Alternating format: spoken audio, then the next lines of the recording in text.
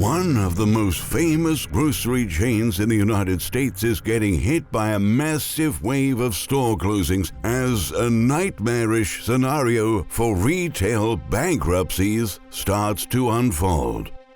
Earlier this month, a spokesperson confirmed that Kroger is shuttering multiple stores, and by early 2024, over 400 locations could go dark permanently.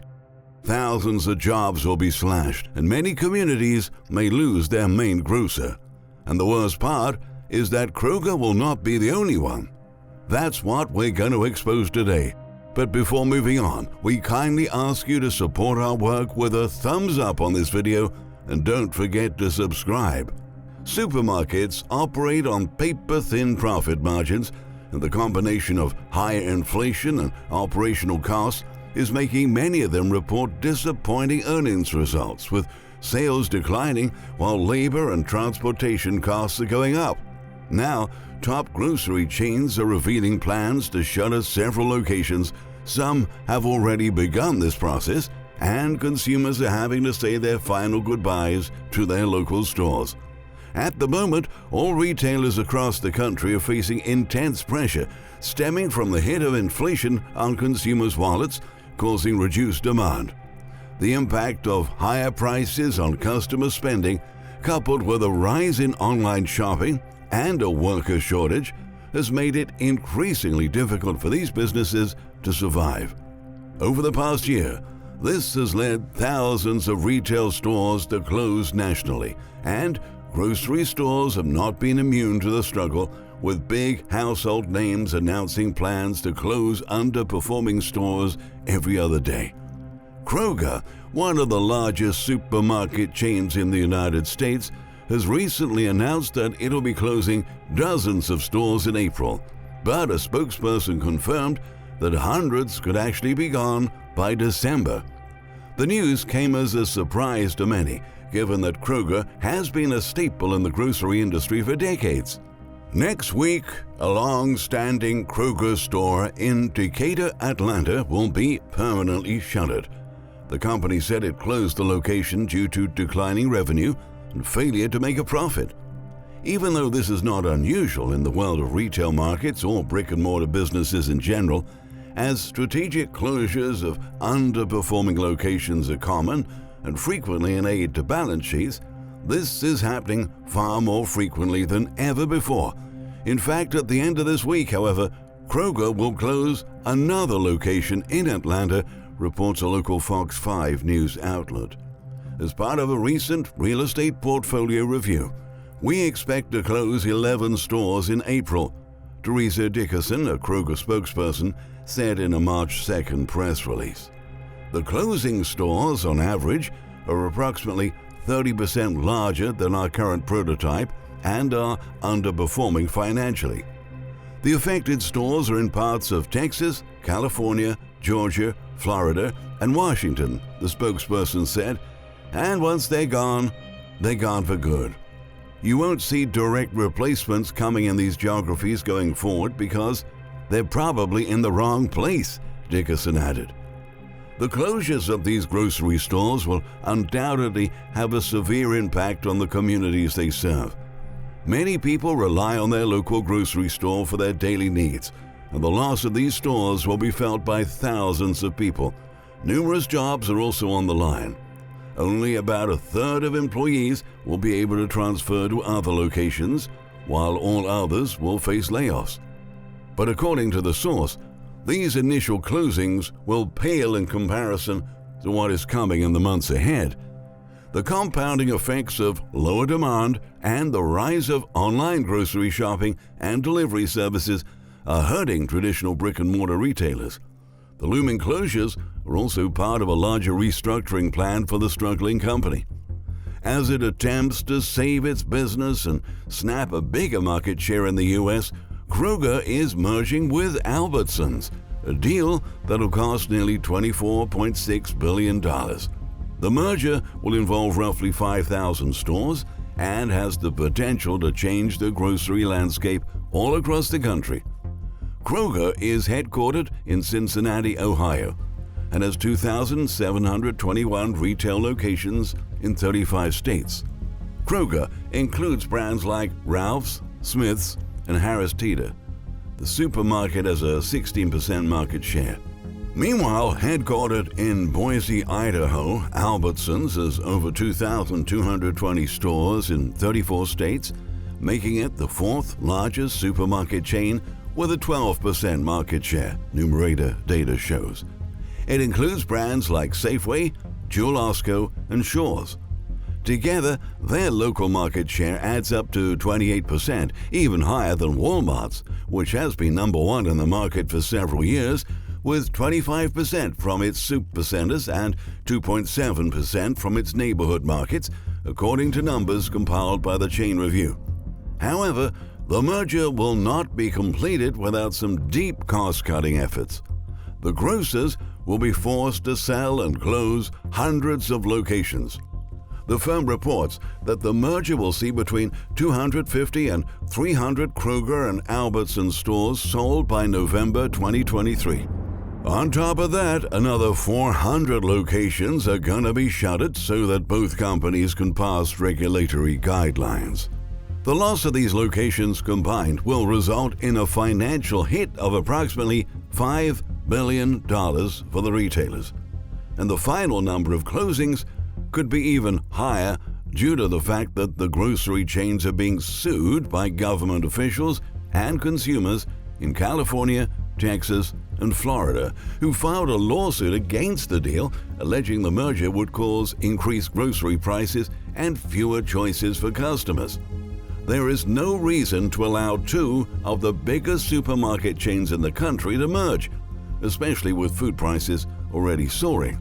Sarah Miller, executive director of the American Economic Liberties Project, said in a press release on Friday, with 60% of grocery sales concentrated among just 5 national chains, a Kroger-Albertsons deal would squeeze consumers already struggling to afford food, crush workers fighting for fair wages, and destroy independent community stores. This merger is a cut-and-dry case of monopoly power, and Congress should block it, she said. The case is still unfolding, but this will certainly cost a lot of money for Kroger and Albertsons, which can further squeeze their bottom lines. Unfortunately, they're not alone. There is evidence that consumer spending is falling faster than during the 2008 recession. Savings are also declining, and debt levels are surging at a breathtaking pace. All of this is worsening the outlook for retail. The industry has seen over 2,600 store closures in the past 12 months.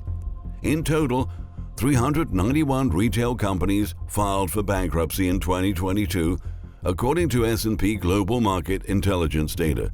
But this year, the situation could be much more alarming. A nightmare scenario for bankruptcies has been forming since December last year, when companies reported the lowest holiday sales in over a decade. In January, conditions have gotten exponentially worse as retailers grappled with a flood of returned items that represented $171 billion in lost 2022 holiday sales. That is 17.9% of the holiday purchases made. During most of 2022, many retailers scrambled with excess inventory due to over-ordering in response to supply chain slowdowns in 2021. However, consumer trends drastically shifted due to the cost of living crisis, and sales started to collapse everywhere. Consequently, many companies were left with unhealthy levels of inventory, forcing them to ease the situation with deep discounts, cutting purchase orders, and warehousing inventory to sell in the future, all of which negatively impact their balance sheets. Experts argue that the surge in retail bankruptcies we're seeing in the first months of 2023 can be partially attributed to the slump in sales post-holiday. The post-holiday season is one of the most difficult times of the year for retailers, David Berliner, leader of BDO's Business Restructuring, wrote. They face lower sales and need to buy new summer inventory at a time when they cannot pass increased costs on to consumers. As such, 2023 might see more bankruptcy filings in the long run, he said. At the same time, corporate bankruptcies are also on the rise, with the first 2 months of the year registering the highest total for any comparable period since 2011, the S&P Global Market Intelligence reported. Companies filed 57 bankruptcy petitions in February, while 54 were filed in January. February's total was the most in a single month since March 2021. Interest rates remain elevated, with little reason to suspect they will decline meaningfully by year-end, adding to increased costs for firms. Nick Kramer, head of rating performance analytics at S&P Global Ratings, said in a recent report. Several other factors are also at play. For instance, a sustained pullback in consumer spending could be a concern for retailers that are already on the brink, while others that have been performing well could start facing some major difficulties. We must consider that household budgets remain tight as the high cost of essentials limits discretionary spending, and that undermines the outlook for future sales. A report by Payments and Lending Club found that right now, 64% of consumers say they are living paycheck to paycheck, and that is up from about 9.3 million people in 2021. Moreover, personal savings rates have fallen to 4.7% in January. This compares to an 8.8% average recorded before the pandemic, and that's according to the U.S. Bureau of Economic Analysis. Furthermore, the Federal Reserve Bank of New York's quarterly report on household debt and credit isn't very reassuring. Total U.S. household debt hit a record $16.9 trillion during the fourth quarter of 2022. This was an increase of $394 billion, or 2.4% from the prior quarter. Credit card balances soared by $61 billion to reach $986 billion, with mortgage balances rising to $11.92 trillion. Auto loan balances jumping to $1.55 trillion, and student loan balances going up to $1.6 trillion. A major aggravator is the fact that the share of current debt transitioning into delinquency increased for nearly all debt types, and with the average credit card interest rate hitting 20.35%, borrowers are having to shell out more to cover the interest burden.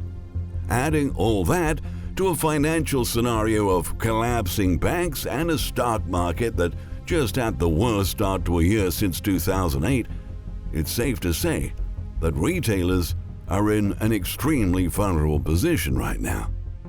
With economic activity gradually freezing, interest rates deteriorating, credit conditions for businesses, and the threat of a deep recession at our door, companies should brace and expect considerably more distress in the months ahead.